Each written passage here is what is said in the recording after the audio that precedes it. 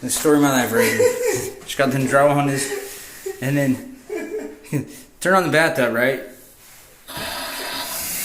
Oh, how does it turn that? That valve's open, and so the hot water valve's open on the sink.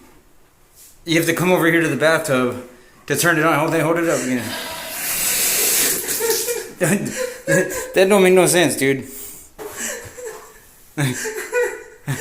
And I turned it off from outside, so it's only hot water. Oh, you might need to turn the cold water on too. It might be something with pressure. Shut that valve down.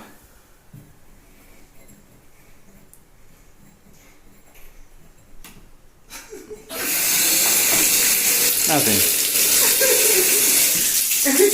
It's off, so. It's not seeing if this one goes too. That one might. Do you want to try it?